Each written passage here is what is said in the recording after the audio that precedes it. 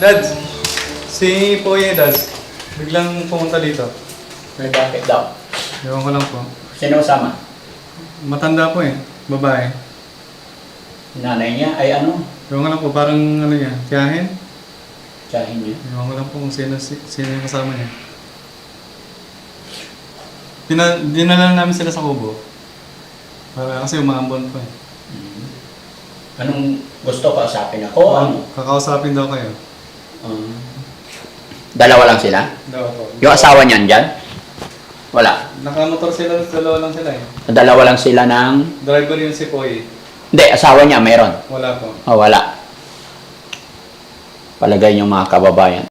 Ito yung kinakabahan ako mga kababayan. Kasi napanood ninyo yung pagpunta namin kahapon. Hinatid ko po yung pera na bigay sa kanya ng ating sponsor na 5,000. Ang ikinagulat ko, mga kababayan, yung nga, sa mga nakapanood, biglang nagalit yung kanyang asawa. Kaya hanggat maaari, ayaw ko na pumunta doon sa kanila ngayon. At hindi ko alam, mga kababayan, dahil lang plano namin, tulungan, i-assist hanggang sa malaman natin yung totoong sakit niya. Ang problema, nung naghatid nga po ako doon, biglang nagalit ang asawa at sabi ni Foy, nagsiselos daw dahil siloso daw. Kagabi po yun nangyari. Ngayon, mag-aalas 7 na ng gabi, 6:30, andyan daw sila, may kasama. Hindi ko alam kung anong gagawin ko mga kababayan. Tama pa ba na ituloy natin yung pagtulong ko sa kanila? Mga kababayan, pagtulong yung intention natin para sa akin kasi kung ganyan na minamasama nila or lalong-lalo na sa asawa niya, parang kinakabahan ako mga kababayan, parang ayaw ko na po ituloy. Kung ano man yung maitutulong ko, ibigay ko lang ng isang beses, enough na, didistansya na tayo. Kung hindi naiintindihan ng asawa niya. Kasi mula umpisa pa lang gusto ko talagang makausap yung asawa eh. Kaya lang lagi daw wala, pati yung pina-check up namin, hindi nakapasama. At nabanggit pa ni Foye sa unang upload namin na gusto na niyang ibalik. Gusto siyang ibalik sa kanyang biyanan. Pero nagulat ako itong last na punta ko sa bahay nila, biglang nagalit, nagselos. Kaya bigla rin kaming umalis nung gabing yun na sabi ko pag-usapan nyo na lang, ayaw ko ng ganitong problema. Pero itong tanong mga kababayan, ngayong gabi andito daw sila. Ano ba sabi ni Foye sa'yo? Importante lang daw, Dads. Gusto kayo makausap. Sige. Hindi ko alam. Tignan natin.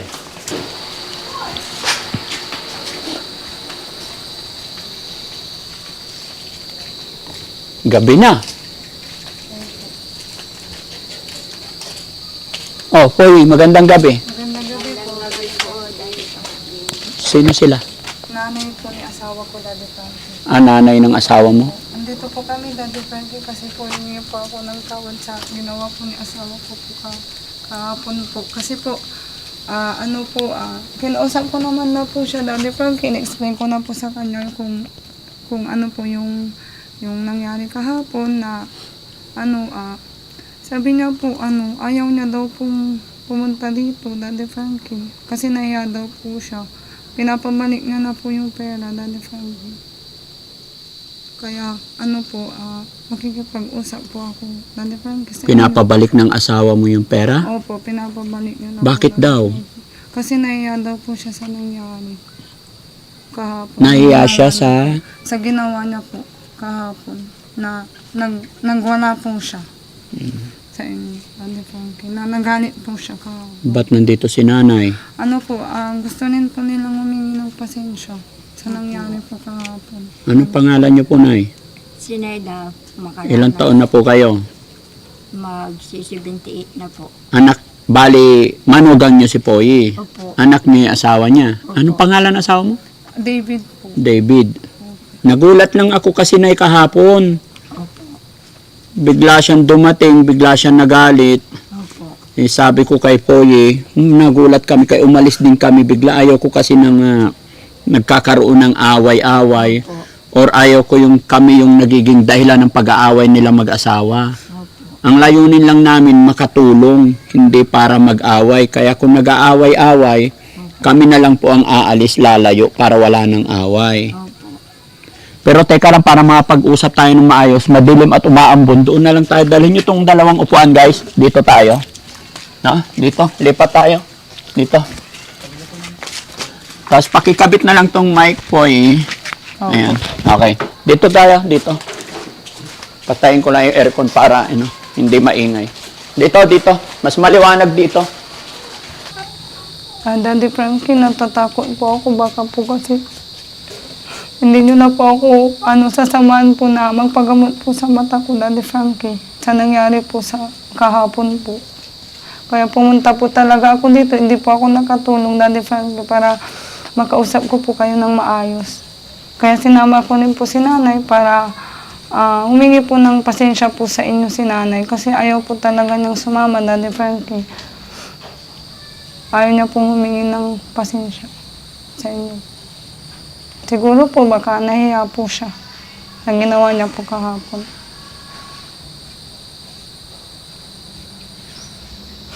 Hindi ko alam kung anong sasabihin ko o anong gagawin ko. Opo, in-explain ko naman na po kahapon sa kanya, Daddy Frankie. Nag-usap na rin po kami kahapon. Kaya lang po kasi sabi niya, balik ko na lang daw po yung pera na binigay niyo po. Pag naibigay ko na kasi yung pera, lalong-lalo na yung binigay namin sa iyo kahapon, hindi naman totally sa akin yun.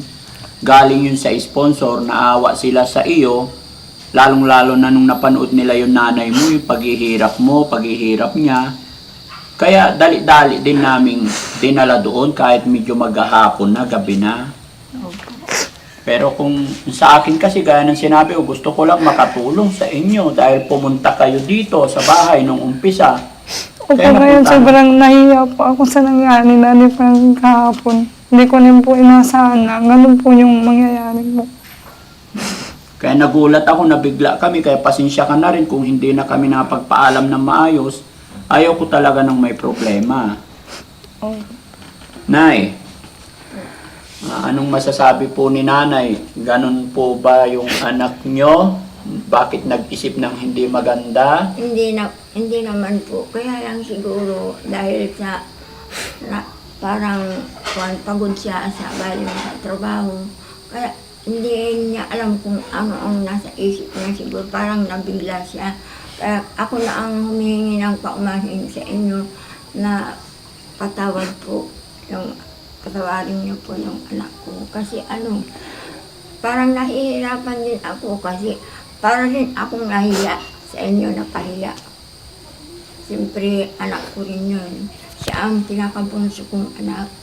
Bunso siya. Opo.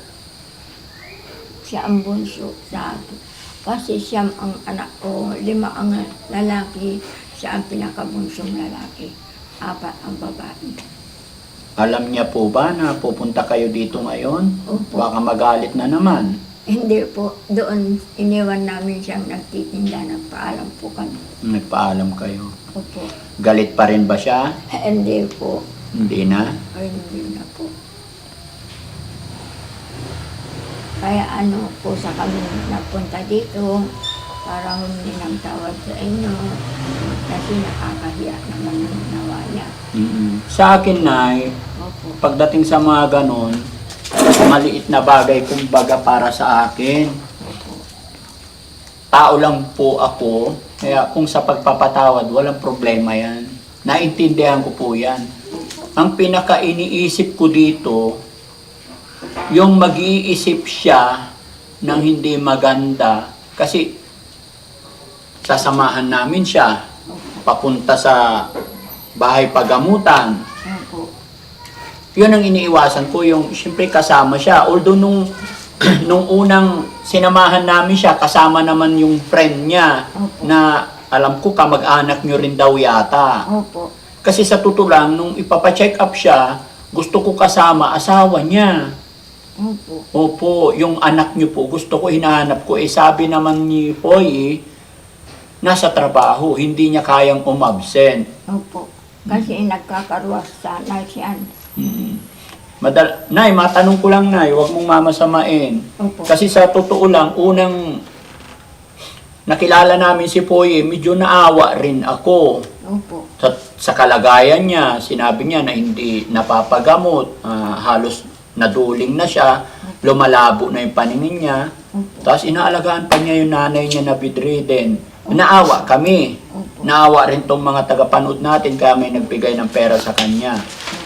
Pero kung ganon ang mangyayari na ang asawa niya mismo ang hahadlang sa mga itutulong namin, Hindi na po kinausap na namin siya na huwag kang magalit dahil silang tumutulong sa inyo sa kinabukasan ninyo. Kasi maliliit pa yung anak mo, tapos nag-aaral pa yung isa, na, yung maliit na babae, naiiwan kami ang nag-aalaga. Kasi pupunta kahit gabi ko sa nanay niya, siya ang magbibihis, siya ang magdidimpo.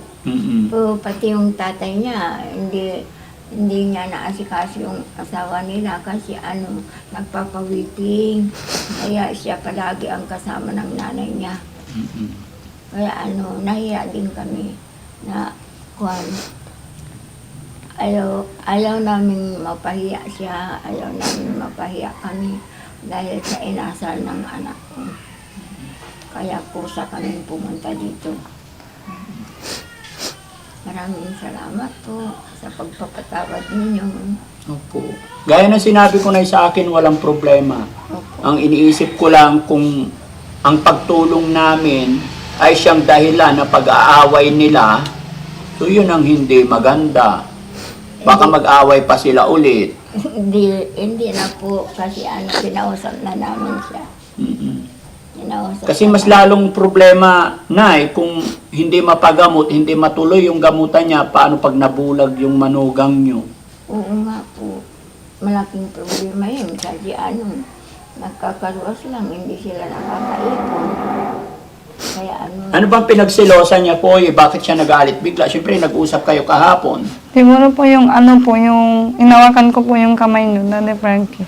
Baka yun po yung nakita niya. Yung inabot niyo po sa akin yung pera. Opo. Ba't ka kasi humahawak-hawak ka pa sa kamay? Ayan tuloy. Kasi po, ang gwapo nyo. Kapatay tayo dyan.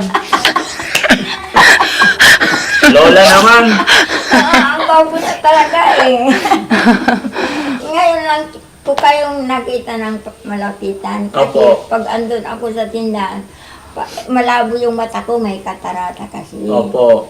Kaya mabuti sinama niya ako para makita ko kayo ng malapitan. Opo. Ang ganda pala, mabait kayo, saka matulungin, maka-Diyos. Ayun ang mabuting paraan para kay Puyi. Buti na parang nakilala niya kayo, nakilala niyo rin siya. Hindi ko naman sana sila makikilala kung hindi sila nag-visit dito sa bahay. Opo. Tapos syempre, pinaunlakan namin yung imbitasyon nila para makilala sila. Yun nga po, nakita namin yung sitwasyon, kaya nasimulan namin ang pagtulong. Opo. Pero yun nga, nagulat ako, first time ever na nangyari sa buhay ko na biglang nagalit ang asawa ng tinutulungan namin. Yun ang mahirap. Siloso ba talaga yung anak nyo? Gwapo naman yata yung anak nyo ah. Pangit. Kapatay tayo dyan. Huwag mo sabihin yan na pag narinig ng anak mo to, magagalit na naman, sisilos na naman. Hindi naman. Totoo yun eh. Ha?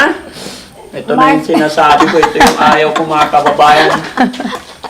Hindi naman. Parang lang katamtaman. Oo. Binabalik ko na Pero, Frankie. huwag mo na sasabihin na yung nagwapo ako.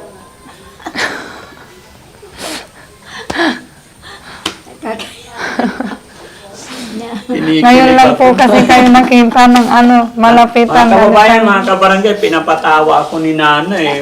Gino-joke naman ako eh. Seryoso ako eh. Totoo naman, hindi kami. hindi naman, kwanto, Yan ang totoo. Kasi mahirap Ano yung totoo, Nay? Anong tingin mo sa akin? Anong totoo? Makayos, matulungin, saka pinakagwapo. Ayun. Hindi talaga mababali yung sinasabi ni nanay, mga kababayan. Pasensya na kayo. Ayan ang totoo. Mahirap namang sabi ng hindi totoo. Mm-mm. Kaya Ganyan po talaga si nanay. Pero Daddy mga Frankie. kababayan, mga kabarangay, seryoso po tayo. Bigyan niyo po ako ng opinion or idea. Tutuloy pa ba natin ang pagtulong kay Poye o tama na yung naibigay natin? Kasi sa totoo lang mga kababayan, ayaw ko po na magkakaroon ng problema or ayaw ko na magkakaroon ng usapin sa aking team yung mga ganito. Kasi yung ibang tao pag nakita nila or narinig nila yung mga ganito, yung iba shortcut nila or what, ayaw ko po yung masira yung pangalan natin. Dahil ang layunin lang natin mga kababayan is makatulong. Pero dinagdagan pa ni Lola na sabi niya, pogi daw ako, tapos anak niya, pangit. Ano ba yung Lola? hindi naman, katamtaman lang, dinawi ko naman. Binawi mo naman na. Opo. Tapos po sa susunod, huwag ka nang hawak-hawak sa kamay pag Opo. hihingi ka ng pasalamat kasi hindi ko alam, siloso pala yung dapat dumidistansya ako ng gusto, no? Opo. No? Para hindi na magselos yung asawa mo. Opo. Ilang taon yung asawa mo? 37 po. 37. 37, tapos ikaw? 29 po. 29, bata pa, no? Pero dalawa na yung anak nyo, di ba? Opo. So, ay, hindi ko alam kung anong gagawin ko dito mga kababayan, mga kabarangay. Pero dito ako naawa kay nanay tsaka kay Poy. No? Opo. Maraming salamat po sa pagtulong niyo sa kanila para matustusan yung paggamot sa mata niya. Kasi ayaw ko rin mabulang kasi parang nagtutulungan sila sa paghanap buhay para makapasok sa paaralan yung panganay saka yung bunso. Kasi mali pa yung bunso nila para mapag-aral nilang ng tama kasi tulungan silang dalawa. So, anong gusto mong mangyari ngayon, Nay? Kasi kung ako ang tatanungin talaga, kagabi, nung umalis kami doon, nagsabi ako sa aking team na delikado to, magkakaproblema tayo dito. Stop na natin, kako.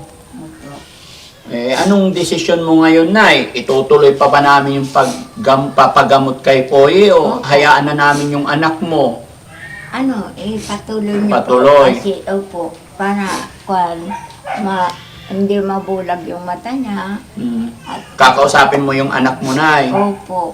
Sigurado ka po, Nay, makikinig sa'yo. Opo. Baka maghurumentado Hindi na. or pumunta dito, guluhin kami. Hindi na Hindi po. na po. Opo. Kasi hindi naman po ganun. Baka lang, nung pagod siya galing sa trabaho, Mm-mm. kaya para siyang nabigla dahil nakita kayong marami kayo. Hindi niya alam kung ano yun. Kaya para siyang Yes po, Nay. Pag nagbablog kami or what, andyan, may mga cameraman ako.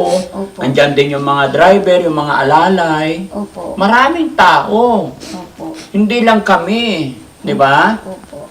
Tapos, Nay, siguro tingin ko, may matanong lang ako sa inyo, Nay. Siyempre, anak niyo po yun. Anong pangalan na anak niyo, Nay? David. David. Opo. Nabanggit kasi ni Poye sa akin nung unang-unang meet namin, nabanggit niya sa akin na nung nag-away daw sila regarding sa financial, Opo. nasabi raw ng anak niyo, sorry Nay ha, para malaman ko lang kung anong reason talaga, nasabi raw nung anak niyo na parang ibinabalik na si Poye doon sa nanay niya. Hindi po, parang lang yun, tinatakot lang kasi kung minsan, sabi niya, sige, kung ayaw mo sa akin, di, balik na lang kita sa magulang mo. Ganun lang, parang nagkukuan lang sila, nagdadrama, pero hindi naman totoo yun. Opo. Nabanggit kasi sa amin ni Poy. Opo, pero biro-biro lang. Pero biro lang ng anak nyo. Opo. Para yung ugali niya, magiging itama niya rin. So, ibig sabihin, may pagkakamali rin si Poy Opo. minsan. Opo. Okay. Ganun naman talaga ang mag-asawa. Opo. Walang perfect couples. Opo. Minsan may argumento, minsan nagtatalo. Opo. Pero after ng pagtatalo na, anong mangyayari? Kung naman, prince na agad. Friends na agad. Opo. After ng friends, anong gagawin nila? May akakain na sila. Kainan na. Opo. Okay. Poy, ano naman ang ano mo, Poy? Kasi sa totoo lang, kinakabahan kami. Ano naging final na usapan ninyo ng asawa mo? Ayun po, kinausap ko po siya, Daddy Frankie. Tapos pinaliwanag ko po talaga sa kanya. Tapos ayun po, hindi naman na po umiimik, Daddy Frankie. Kaya ano po, sila na lang po yung kinausap ko. Hindi umiimik. Opo, yung hindi asawa naman mo. na po umiimik nung kinakausap ko po siya. Kaya sila na lang po yung yung kinausap ko po para pumunta po dito. Kasi Sa akin nung- walang problema. Kausapin mo maigi yung asawa mo. Opo. Sa amin, madali kaming kausap kasi walang problema sa amin. Ang problema sa asawa mo. Opo. Di ba? Kinausap ko naman na po, Daddy Frankie. Pero sabi mo, hindi umiimik. Mahirap Opo. kasi yung taong hindi umiimik. Kaya po, kakausapin ko po siya ulit. Para po opo. Mas Kasi malapit na maintindihan niya po. yung araw na punta sa doktor Region mo. 1, opo. Oo. Kakausapin ko po siya ulit. Okay. Paano po sasabihin niya? Sige, basta ayusin nyo na lang muna ha. Opo. Tapos kung anong mapag-uusapan ninyo, malaman ko lang kung anong plano ninyo. Basta kami, tutulong lang sa abot ng aming makakaya. Opo. Opo, kasi nahiya po siyang makiharap dito, Daddy Frankie. Kaya hindi po siya Nahiya siya. sumama. Opo, nahiya po siya sa ginawa. Para mawala yung agam-agam isip niya, pag pupunta ka sa doktor, dadalhin ka namin, sumama siya. Di ba yan naman yung gusto kong mangyari Opo. nung unang dalhin ka namin? Opo. Sasabihin ko na lang po sa kanya, Daddy Frankie. Sige, no? Opo. So ayan mga kababayan, mga kabarangay, no? Tignan na lang po natin kung ano ang susunod na mangyayari.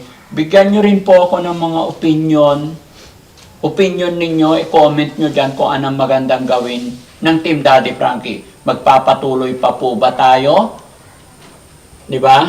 Kasi kinakabahan po ako sa asawa ni Poy, bagamat nandito na po ang kanyang nanay ng asawa ni Poy para sila'y nakikiusap na ituloy daw yung pagpapagamot sa manugang ni nanay. No? Nakakaawa lang isipin na para hindi mahadlangan sana, iyon mga kababayan, nakakalungkot lang isipin na yung pagtulong natin ay siguro, sana nga, nami-misinterpret lang nila. Opo. No? Sana po mga kababayan. At hanggat maaari, gusto ko rin makausap talaga yung asawa mo po para may paliwanag ko rin yung side at para marinig din Opo. ng mga tao. Marinig ko rin kung ano yung ano niya. Opo. Kasi hanggat hindi nagkakausap ng maayos, alam ko mayroong dinidibdib or what. Mahirap po yun, Nay. No? Pero gaya ng sinabi ko, Nay, sa amin, wala pong problema. Kasi tutulong lang po kami. Kung ayaw, wala pong problema. Marami pa tayong mga kababayan na pwede pang tulungan. Opo. Ituloy niyo po, Daddy Frankie, kasi nakakaawa. Hindi niya mapagamot naman yung asawa niya. Kasi yung trabaho niya, kung lang, maliit lang ang sweldo.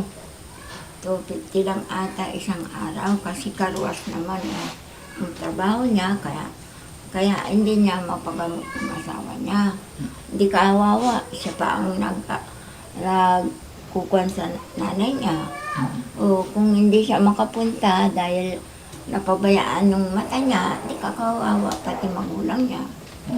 Kaya gusto kong maituloy niyo po ang pagtulong niyo sa kanila dahil maganda yung patakaran ninyo sa kanila. Salamat sa inyo. Sige. So, ayan mga kababayan, mga kabarangay, maraming salamat po. Hindi ko po alam kung ano pang mga sasabihin ko. Pero pag-iisipan ko rin, maigi kung ano yung nararapat at nakakabuti. Bigyan nyo ako ng comment nyo dyan mga kababayan para magkaroon din po ako ng idea. Maraming salamat po. God bless. Oy? Maraming salamat din po, Daddy Frankie. Kasi po, ano po, kahit na ganun po yung nangyari, ano po yung, nagawan niyo pa rin po ng paraan para matulungan niyo po ako. Kaya, maraming salamat. Sige. Mag-pray ka lang, no? Opo, Okay, mag-uusap-usap pa tayo, no? opo. Magandang gabi po sa inyo lahat mga kababayan. Maraming salamat po. God bless po.